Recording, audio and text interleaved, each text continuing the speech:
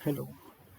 आज हम अपना दूसरा सेशन शुरू करेंगे एक्सेल का। मैंने कल कुछ एक वीडियो भी बनाई थी जो आप लोगों ने देख ली होगी। नहीं देखे तो प्लीज़ पहले उसको देखना, उसके बाद ही इन सारी सेकंड वीडियो पर आना। आज हम कुछ ऐसे फंक्शंस देखेंगे जो हम डायरेक्ट भी कर सकते हैं और इस होम मेन्यू से भी कर सकते हैं, या हम डायरेक्ट का मतलब फंक्शन की इसको यूज़ करके भी कर सकते हैं और with the help of mouse वैसे भी कर सकते हैं। सबसे पहले तो हम देखेंगे कि रो को अगर हमें कोई नई रो हमें इंसर्ट करानी है। एक तरीका तो मैंने आपको ये बताया था कि हम राइट क्लिक करेंगे। राइट क्लिक करने के बाद जो एक फेस ओपन होगा उस पर इंसर्ट का ऑप्शन आएगा, हम इंसर्ट पे क्लिक करेंगे, एंटायर रो को रो पे क्लिक कर देंगे, ओके कर देंगे तो हमारी एक रो यहाँ पर आ जाएगी। दूसरा ऑप्शन होता है इसमें होम टैब में जाके हमको जाना है सेल्स वाले टैब में। सेल्स टैब में जाके हमको एक इंसर्ट का ऑप्शन दिखाई दे रहा है। इंसर्ट ऑप्शन पे टैप करने के बाद ये देखिए यहाँ पर वही ऑप्शंस आ चुके हैं, इंसर्ट शीट रो, इंसर्ट शीट कॉलम, या एक न्यू इंसर्ट शीट इंसर्ट करनी है, या एक नया सेल इंसर्ट करना है। और हमको शीट मतलब हमें अगर रो इंसर्ट करनी है, सिंपली शीट रो पे क्लिक करेंगे, हमारी एक और रो यहाँ पे इंसर्ट हो जाएगी। ऐसे ही अगर हमको कोई कॉलम इंसर्ट करना है तो हम कॉलम को भी इंसर्ट कर सकते हैं। ये देखिए एक कॉलम यहाँ पे इंसर्ट हो गया। अब ये बताइए, अब मैं बताता हूँ कि ये यहाँ पे ए में ही क्यों इंसर्ट हुआ, क्योंकि हमने कर्सर अपना ए पे रखा हुआ था। देखिए अभी जैसे मेरा कर्सर ए पर है, मैं एक कॉलम इंसर्ट करना चाहता हूँ तो ए पर आ जाएगा, तो हमारी एक और रो वहाँ से बढ़ती हुई चली जाएगी।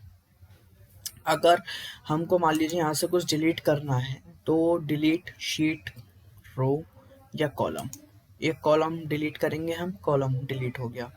अब मान लीजिए हमको अगर कोई रो डिलीट करनी है, हमने डिलीट शीट रो पे क्लिक किया, डिलीट हो गया। ये तो हो गया हमने यहाँ से।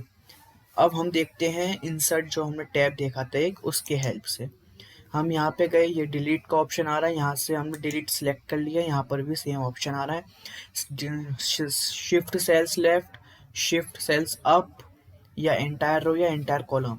हमें रो डिलीट करनी है तो हम रो पे क्लिक कर देंगे, हमें अगर कॉलम डिलीट करना है तो हम कॉलम पे क्लिक करके ओके कर देंगे। तो सिंपली हमारा जो भी हम चाहते हैं रो या कॉलम डिलीट हो जाए वो डिलीट इजीली हो जाएगा। ठीक, पहला तो ऑप्शन ये था। दूसरा देखते हैं कि अगर हमको with the help of keyboard keys अगर हमें कुछ सेलेक्ट करना है तो हम कैसे करेंगे। देखिए अगर हम control plus space bar select करेंगे तो हमारी पूरा का पूरा कॉलम सेलेक्ट हो जाएगा। क्या करेंगे हम, कंट्रोल द्वारा बताता हूँ, कंट्रोल प्लस स्पेस बार को अगर हम क्लिक करेंगे तो हमारा पूरी रो सेलेक्ट हो जाएगी। And shift plus space bar को अगर हम सिलेक्ट प्रेस करेंगे हम तो हमारी पूरी शीट, बट ये शीट होनी नहीं चाहिए, यहाँ पे होनी चाहिए था हमारा रो। अब ये पूरी शीट क्यों सिलेक्ट हुई, क्योंकि हमारा एक कॉलम यहाँ पे सिलेक्ट था। अब हम देखेंगे यहाँ पे स्पेस बार, देखिए शिफ्ट प्लस स्पेस बार से हमारी पूरी रो सिलेक्ट हो गई। पहले जब मैंने शिफ्ट और स्पेस बार किया था तो पूरी शीट सिलेक्ट हो गई। वो शीट इसलिए सिलेक्ट हो गई क्योंकि हमारा उस टाइम पे एक कॉलम सिलेक्ट हो रखा था। तो हमें जो भी चीज़ सिलेक्ट करनी है सिर्फ उसी को हमको सिलेक्ट, उसी पर हमें अपना कर्सर रखना है। हमें अगर मान लीजिए हमें रो सिलेक्ट करना है तो हमको कॉलम अगर सिलेक्ट है पहले से तो कॉलम हटाना पड़ेगा, या फिर हमें कॉलम सिलेक्ट करना है और अगर रो पहले से सिलेक्ट है हमारी तो हमको रो को हटाना पड़ेगा। ठीक है, सेकंड ऑप्शन ये था डायरेक्ट से। एक बार मैं इसकी शॉर्टकट की दोबारा रिपीट कर देता हूँ। कॉलम को सिलेक्ट करने के लिए control plus space bar, column को सिलेक्ट करने के लिए कंट्रोल प्लस स्पेस बार, ठीक है। और रो को सिलेक्ट करने के लिए शिफ्ट प्लस स्पेस बार। ठीक, रो को सिलेक्ट करने के लिए शिफ्ट प्लस स्पेस बार। अच्छा, अब देखते हैं अगर हमको कोई न्यू शीट इंसर्ट करनी है with the help of keyboard keys तो उसकी शॉर्टकट की है शिफ्ट प्लस F11 की। देखिए, जैसे हमारी शीट 3 हमारी न्यू इंसर्ट हो गई। न्यू शीट इंसर्ट करने के लिए अगर हमें कीबोर्ड से इंसर्ट करना है तो हमको शिफ्ट प्लस F11 प्रेस करना पड़ेगा साथ में, फिर हमारी एक नई शीट यहाँ पर ऑटोमेटिकली आ जाएगी। और अगर हम with the help of mouse करेंगे तो हमें ये प्लस का जो साइन है इस पर क्लिक करना होगा। ये देखिए हमारी एक और शीट यहाँ पर बनकर आ गई है। ठीक है, ये समझ आया आपको? अब देखते हैं, अगर हमें मान लीजिए ये कॉलम है, हमको ये हाइड करना है पूरा। हमने यहाँ पे सिंपली क्लिक किया, फिर हम चले गए अपने फॉर्मेट सेल्स में गए, फिर फॉर्मेट एक ऑप्शन आता है यहाँ पे। ये यहाँ पे देखिए ऑप्शन दिया हुआ है हाइड एंड अनहाइड का। हाइड पे क्लिक किया, हमने मान लीजिए कोई रो हाइड करनी है, हमने हाइड रो पे क्लिक किया। या देखिए फोर्थ वाली जो रो थी वो हाइड हो चुकी है।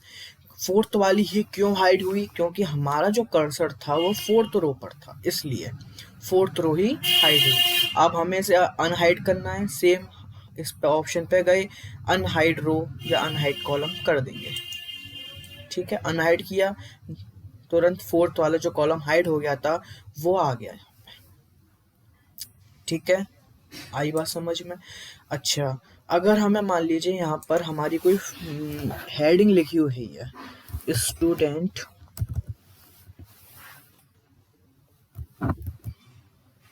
यहाँ पर कि स्टूडेंट्स अटेंडेंस, ठीक। पहला तरीका क्या होता है, पहला हमें क्या करना होता है कि इसको मर्ज एंड सेंटर कर लेते हैं जिससे वो बीच में आ जाए। चलो, अब अगर मान लीजिए हमें इसकी लेंथ हमें एक डिसाइड करनी है कि ये इस पर्टिकुलर लेंथ का होना चाहिए, मतलब ये वाला। तो हम गए कॉलम बिर्थ पे, सीधे सीधे हमने यहाँ पे 10 लिख दी कॉलम बिर्थ, ओके किया। ये कॉलम्स हमारी टेंथ के 10 बिर्थ इसकी हो गई। अगर हमको अपनी रो की हाइट करनी है,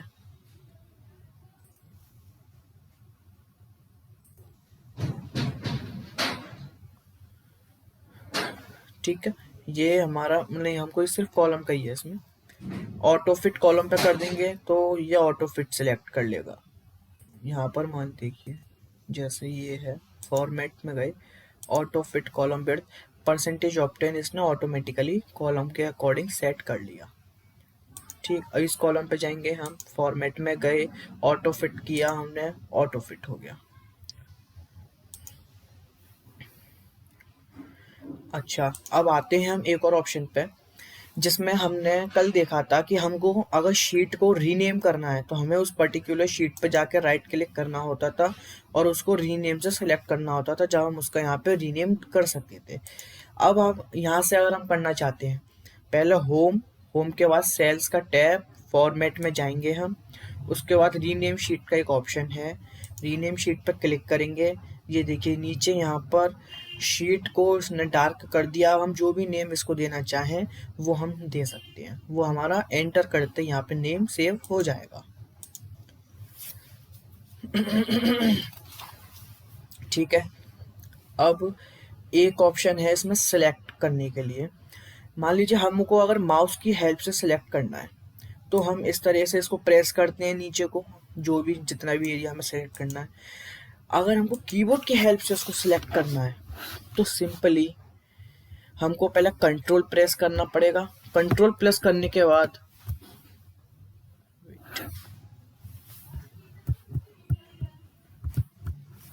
ठीक है, कंट्रोल प्रेस करने के बाद हमको इसमें सिंपल, पहले हमने ये वाला कॉलम सिलेक्ट कर लिया जैसे, उसके बाद कंट्रोल प्रेस किया, फिर जो जितनी भी हमको सिलेक्ट करनी है हमने उस पर क्लिक करते गए तो ये ऑटोमेटिकली यहाँ पे हमारा सेलेक्ट होता हुआ आ रहा है। ठीक है, हमको कंट्रोल प्रेस करे रखना है जब तक, जितना एरिया हमें सेलेक्ट करना है जब तक हम वहाँ नहीं पहुँच जाते, जब तक। ये देखिए सेलेक्ट होता हुआ आ रहा है यहाँ पर, ये इस तरीके से। अगर हम कंट्रोल छोड़ देंगे तो ये कुछ सिलेक्ट नहीं होगा। हमको अगर एक साथ एक तरीका तो ये है कि हम डायरेक्ट माउस से उसको नीचे तक खींचे ले आएं, तो सिलेक्ट हो जाता है। और अगर हमको with the help of keyboard करना है, ये सिलेक्ट कर लिया हमने, कंट्रोल प्रेस किया, उसके बाद उसको नीचे क्लिक करते ले गए, ये ऑटोमेटिकली रोज या कॉलम जो भी सिलेक्ट करना है उसके अकॉर्डिंग सिलेक्ट होता आएगा नीचे। ठीक, यहाँ तक अगर कोई दिक्कत हो समझने के बाद तो मुझसे दोबारा पूछ सकते हो ग्रुप में ही कि यहाँ पर हमको ये दिक्कत आ रही है या हमें इस शॉर्टकट का दोबारा बताओ कैसे हुआ, तो मैं उसको दोबारा बता दूंगा। ठीक है,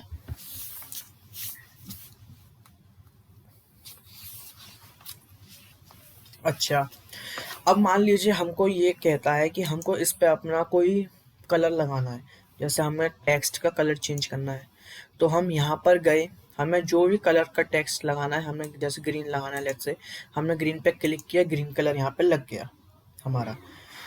अब अगर मान लीजिए हमें कुछ और इसमें चेंज करना है, अब वो हमको इन ऑप्शंस में नहीं दिख रहा, जैसे थीम कलर्स में देते हैं, हम जो कलर चाहते हैं वो इस थीम कलर्स में हमको नहीं दिख रहे। मोर कलर, इसके बाद हम इसमें जाएंगे, जो भी कलर हमको चाहिए हम उस पर क्लिक करेंगे सिंपली इस तरीके से, ऐसे हमने क्लिक किया, ठीक, ओके कर दिया। अब ये देखिए ये कलर हमारा यहाँ पे लग गया, ब्लू कलर। एक ऑप्शन ये है, हम फॉन्ट वाले ऑप्शन में जाएंगे, इसके नीचे ये जो है एक कर्सर है, हमने यहाँ पे गए, अब हमको यहाँ से सारी सेटिंग्स मिल सकती हैं। जैसे हमको एरियल सेलेक्ट कर लिया, हमने एरियल लगाना है, हमारी ये जो कॉलम है ये सिलेक्ट है पहले से, फिर हमको करना है कि बोल्ड, और हमको फॉन्ट साइज चाहिए 14। अब ये जो तीन ऑप्शंस यहाँ पे दिखाई दे रहे हैं, स्ट्राइक थ्रू, सुपर स्क्रिप्ट, सब स्क्रिप्ट, ये अभी नहीं बताऊंगा, ये आगे आएंगे, सारी चीजें आएंगी आगे, तो ये जब मैं बता दूंगा। ठीक, हमने इस पर किया ओके। जो हमने इस सेल को सिलेक्ट करने के बाद जो जो चेंजेस किए वो सारे इस पे अप्लाई हो गए। दोबारा देखिए इसको एक और बार, जैसे हमको इसमें कोई अपना फॉन्ट लगाना है, अब मान लीजिए हमको यहाँ से वो ऑप्शंस नहीं दिख रहे, हमको यहाँ से अगर एक एक करके नहीं लगाना है, हमको सारे एक साथ लगाने हैं, इस पे क्लिक किया, ठीक है, यहाँ पे हमारा फॉन्ट ओपन है, फॉन्ट में हम जैसे हमको ये फॉन्ट लगाना है, इसमें बोल्ड चाहिए, हमको साइज चाहिए हमें उसका 12, हमको चाहिए कि वो येलो कलर में आ जाए। ओ, ठीक है, हमने सारी चीज़ सेट कर दी अपने अकॉर्डिंग जो हमको चाहिए, हमारा कॉलम पहले से सिलेक्ट है, ओके किया हमने, देखिए ये उसके अकॉर्डिंग हमारा आ गया यहाँ पे। ठीक, इतना आया समझ?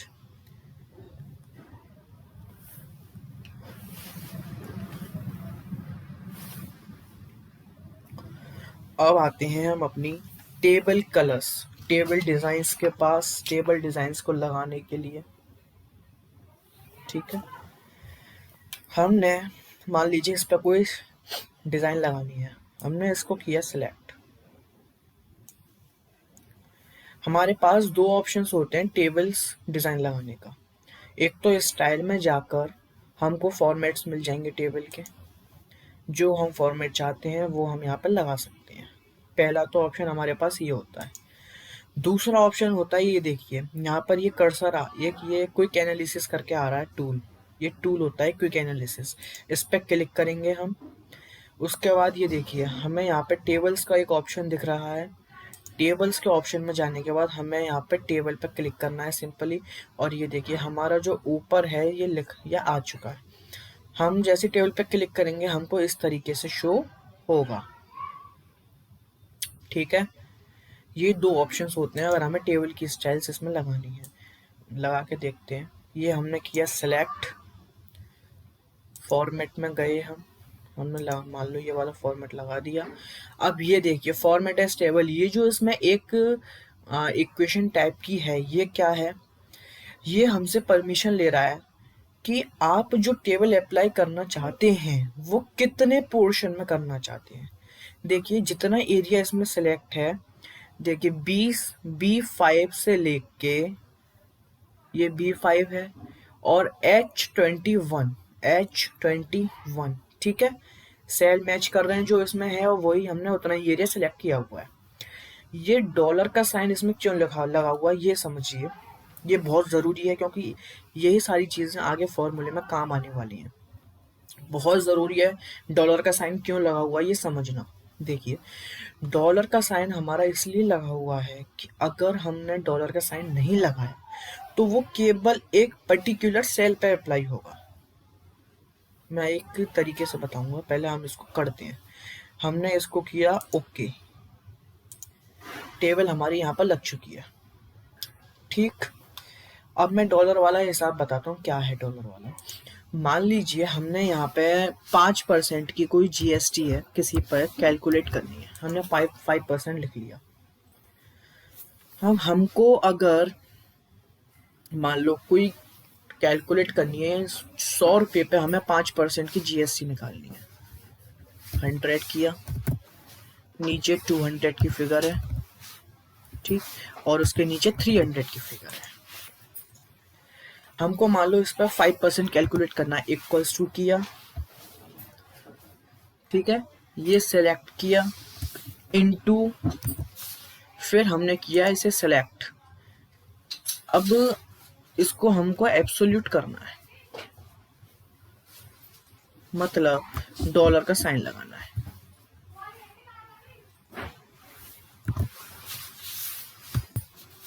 देखिए, ये कैलकुलेट होगा। मैंने डॉलर का साइन लगाया, इसके पीछे मतलब सिर्फ इतना सा था कि अगर हम डॉलर का साइन नहीं लगाते टेबल फॉर्मेट लगाने के बाद, तो जो 5% कैलकुलेट करता ना वो सिर्फ 100 रुपये का करता। यहाँ पे 200 के आगे वो फॉल्स लिख देता और 300 के आगे फॉल्स लिख देता। वो सिर्फ एक ही सेल को कैलकुलेट करता। बट जैसे ही हमने उस पे डॉलर का साइन लगा दिया, डॉलर का साइन लगाने का मतलब ये है कि ये वाली वैल्यू अब वहाँ पे फिक्स्ड हो गई। मतलब हमने के कॉलम में 5% लिखा है, हमको 5% की कैलकुलेशन के कॉलम में ही यूज हो रही है। ठीक है, के कॉलम में यूज हो रही है तो हमको पूरी जितनी भी, मान लीजिए जैसे 24 तक है हमारे नंबर, यहाँ पर यहाँ तक हमारे नंबर है, हमें यहाँ तक का इसका डिस्काउंट कैलकुलेट करना है।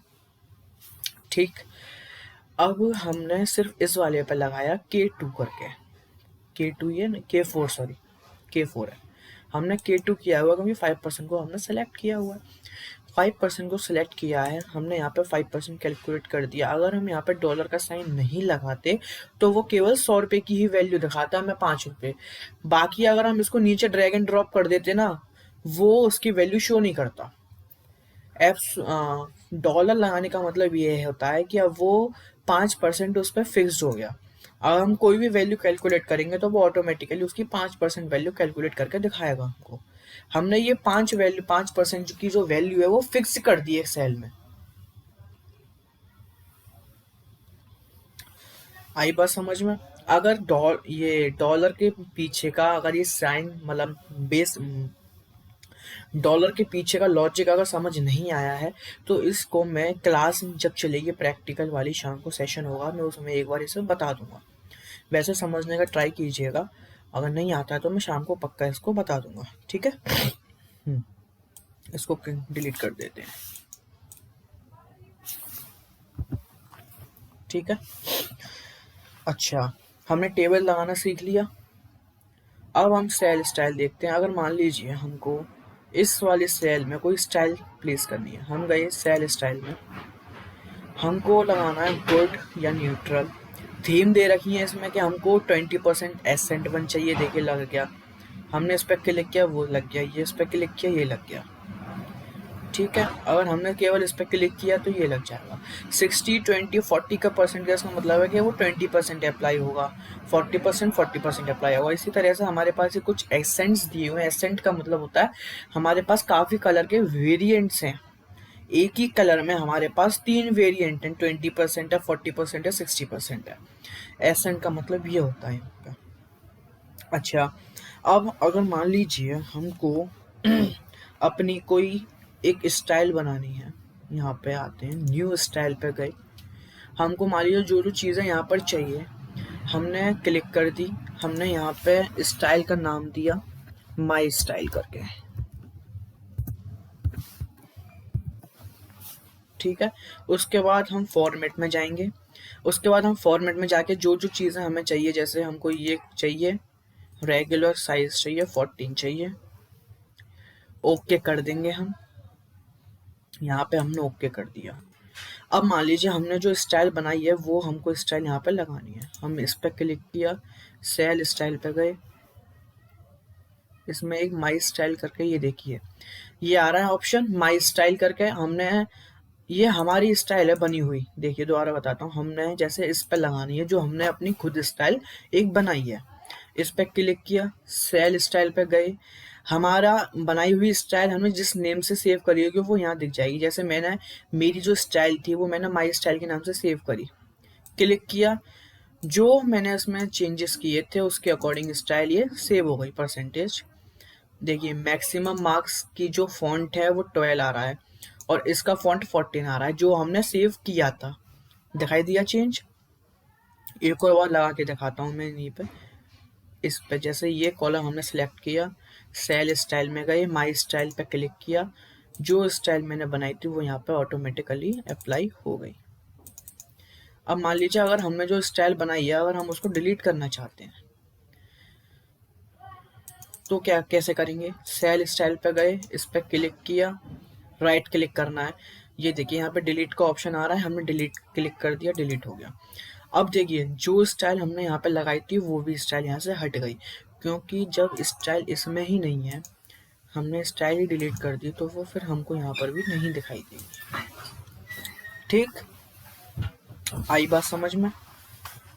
आई होप इतना समझ में आपको आ रहा होगा जितना मैंने स्टाइल्स वगैरह बताई, किस तरीके से स्टाइल्स लगाते हैं हम, किस तरीके से स्टाइल्स अपनी बना सकते हैं, किस तरीके से उसको अप्लाई करना है हमें सारी चीज़ों को।